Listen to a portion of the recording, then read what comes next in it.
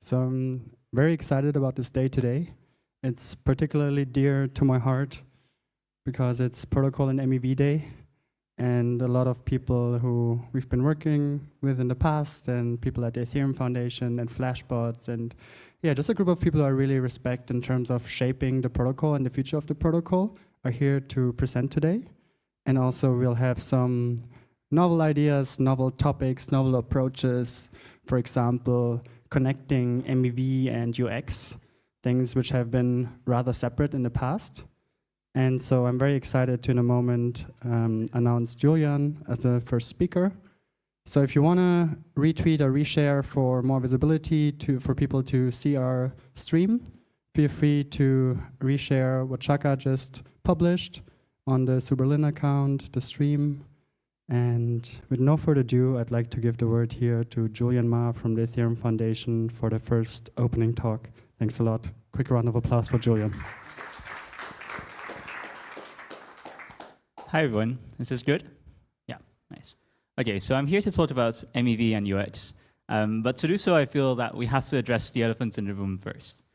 And this elephant in our room is skill L1, skill L2, improve UX. The Ethereum Foundation has announced that it has new priorities for itself, and therefore, to some extent, for the Ethereum protocol. And when you look at the announcements where these strategic priorities were set, and you do a Ctrl-F on MEV, which is the topic that we're mostly here for today, you'll find in precisely 0 results. And so that made me wonder, what is the purpose of an MEV day if the strategic priorities explicitly exclude MEV from themselves? And so the first question that you might ask is, does that mean that we think MEV is not important anymore today? Or does the EF think so? I would say this is not the case. In fact, if you look at the MEV landscape that we have today, it's a very extensive network.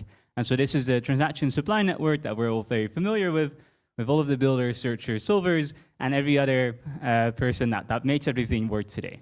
And I think Ethereum has some sort of comparative advantage here. If you look at other blockchains, Ethereum has quite a well-developed transaction supply network, whereas others have way fewer people who are interacting with them and less efficient markets here. In particular, I think solvers and builders are doing some quite cool things. Solvers allow us to have very cool applications like CowSwap or some cross-chain messaging networks that allow us to provide real value to users. And builders, they provide quite reliable inclusion if you compare it to some other chains where inclusion is a lot less reliable. And of course, this doesn't come at no cost. In fact, there is quite a large cost here, which is why I put the asterisks. These things are definitely not decentralized. We have mostly 2 dominant builders, which means the reliable inclusion is only reliable in the happy path. And in the path of censorship, there's still a lot of work to do. But still, I think there is this comparative advantage. Then, if we look at what type of MEV work the Ethereum Foundation might do in the future, I think we should look at the UX part here. So before, we've mostly looked at MEV from a hardening stance. So if you think about things like proposer-builder separation, it's mostly about ensuring that validators all have the same access to MEV markets. So to prevent one validator from becoming too large, you allow every validator to have access to the same MEV opportunities. And this is more the hardening stance. Now if we switch and we try to look at it from a UX perspective, there are a few things that we can do. And in this talk, I'd like to focus on the wallets with their routing and private order flow capabilities, sandwiching, which still should lead to quite a lot of user churn, and opaque markets. And with that, I'll dive into that more later. So first of all, wallets you can see from an economic stance as the agent of some user, where the user is the principal. And what we see today is that there's quite a large principal-agent problem with wallets, as in the user may want to go in one direction, but the wallet has some other incentives. We see today that wallets drop user transactions as private order flow to some builders or other entities without necessarily compensating the users for this and without providing a lot of transparency to users. Also, some inbuilt wallets don't have the best routing, and so they don't fulfill the best agent for the principle of the user that they can be. And this is also different with some more modern wallets, which are more embedded wallets that provide users direct access to some sort of application. In this sense, wallets aren't even an agent of the principal anymore, because now the principal isn't the user, but it's the application. And I think that the EF has been doing some work in this. So there are some new websites like WalletBeat, which allow users to see some information about their wallets. And so it says something about the transparency, about the security, about some sort of the user experience. But still, it's been quite hard to innovate on wallets. Luckily, there's an exciting new project from the EF where they'll be building a testnet wallet that's in principle fully operational, and where we'll build in new applications like account abstraction, which should really improve user experience quite a bit. And then sandwiching, which is a topic that has been talked about for so many years. And it's still quite puzzling to me that we can see that in this Hildolby dashboard, still in 10% of blocks, and before you see the red spike, where red is the amount of blocks that contains a sandwich trade, was at 30% at some point. So still 1 out of 3 or 1 out of 10 blocks contains a sandwich trade, which leads to bad user experience for users. And why it's surprising to me is because there are a lot of out-of-protocol solutions. So Flashbots has options for this, Caswap has options for this, and all of the private order flow venues. And of course, you could use applications that don't really lead to sandwiching within the AMM. Still, we see large amounts of users being sandwiched, yet we have very little information about this. We don't actually know what happens to these users, like do they trade again, or do they just churn, and that would inform how important it is for us to solve these problems.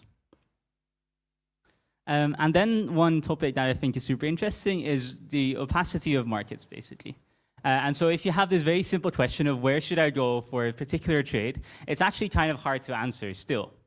And even though there are many routers and many platforms that do give you, in principle, good execution, having accountability on this is very hard because you don't actually know how well they perform in hindsight.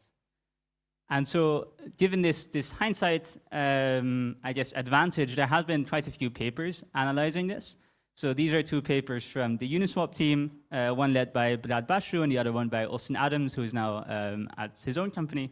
And what they do is they quantify the price improvements in order flow auctions. So they look at a few order flow auctions, their quotes, and what their actual execution is.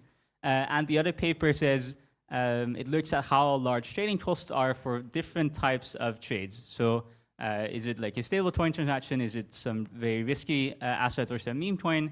And how large are these trades? And they analyze what the effects of this are. I think something that's really interesting here is that these papers both use some sort of private data that's not generally accessible to researchers outside of particular companies. And so I think it would be very valuable to have this data openly accessible, because then we can't, if that's the case, we can do better than just hindsight papers that are maybe harder to parse. And we can go to some new forms like the .pix that Tony has made popular, which is a very useful frame of website where there's some data very easily accessible, and it allows you to have some predictive power over where your application goes. So I think it would be super helpful to have some .pix for markets, like where should I go for a trade, and they could be sort of similar to the papers that we have seen covering these DeFi protocols quite a lot. The difference is just these papers are targeted at a way more academic audience, and having these .pix will be way more user-friendly. Then the second thing that I think is super interesting and super underexplored is the Ethereum best bid and offer. And this is based on the national best bid and offer that's used in US equity markets. And so what the national best bid and offer is it says, if you as an American citizen send a transaction to buy some sort of equity in a US equity market, and suppose that you send it to the NASDAQ, but this particular stock that you're buying also trades on some other exchange, let's say New York Stock Exchange, then the NASDAQ has to forward your offer, offer or bid to the New York Stock Exchange, and it will execute there. And so what's kind of cool about this is that this provides like instant user experience, basically. A user doesn't have to think about where they sent their order, because they have this guarantee, I guess, that your order will be executed at the national best bid and offer at least. And Caswap has made this for Ethereum as well. So they bound all of their searchers or their solvers by the Ethereum best bid and offer. So a transaction has to be executed at the best price that's available. This, though, does of course depend on some trust, because it's very hard to see exactly what is this Ethereum best bid and offer. I think some interesting things could be if there was some way for applications to work together. In principle, it shouldn't be in all of their interests, to enforce this Ethereum best bid and offer more broadly. Okay, and so I think UX and MEV it's a really cool topic, but there is a bigger picture. These 3 strategic priorities from the EF were set out in order to basically have a winning strategy, and improving UX is just one part of that. I think actually MEV is way broader than that, and there could be some really interesting topics that are super important for Ethereum that are absolutely underexplored at the moment. So one thing is on-chain price discovery. Today, it's basically folklore that price discovery for assets happens on centralized exchanges, apart from the assets that, of course, don't trade on centralized exchanges. Whether this is actually true or not remains to be seen, and there's been very little study on this. I think it would be very valuable for blockchain and for crypto assets in general if price discovery does happen on blockchains, as it makes them clearly more valuable. But doing so is quite hard. First of all, the analysis is quite hard. It's not a data science type of analysis that we have a lot, and that's been very valuable for Ethereum up until now. It's really a market microstructure analysis. A market microstructure is a particular subfield of asset pricing within finance that says something about how markets work, and it looks at their microstructure, so how the fees work, timing between transactions, and information asymmetry. So it's a very fine, detailed field that's kind of related to data science. But using these market microstructure techniques within Ethereum would, I think, be very helpful to analyze, does price discovery actually happen on centralized exchanges? Does it happen on decentralized exchanges in some times? And what is necessary in order to get more price discovery on decentralized exchanges?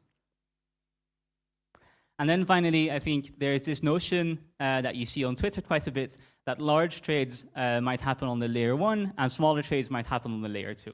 And this is a notion that's become popular as a reason to hold a lot of liquidity on the L1. But there's actually no model that suggests why this might be the case. Currently, we have a lot of liquidity on the L1, but we might not in the future.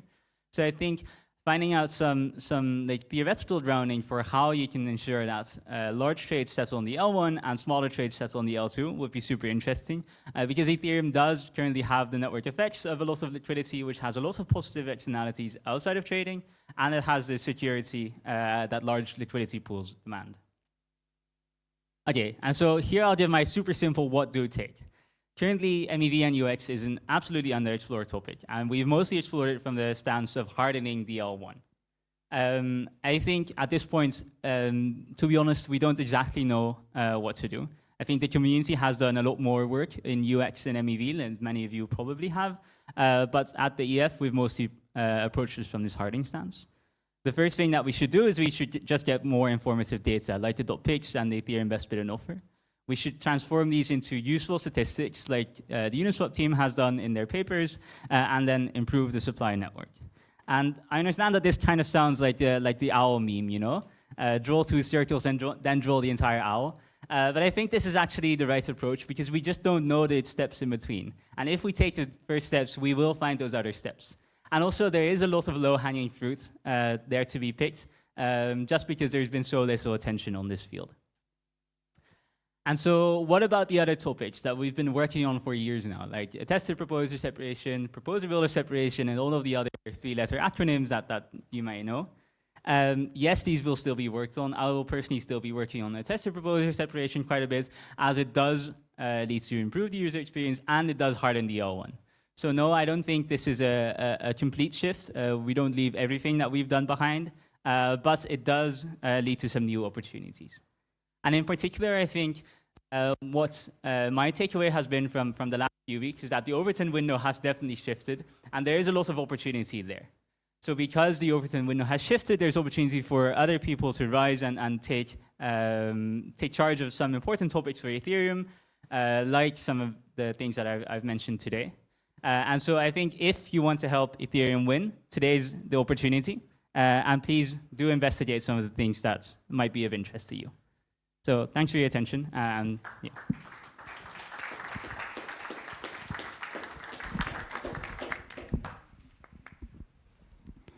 Thanks a lot, Julian. Are there any questions from the audience?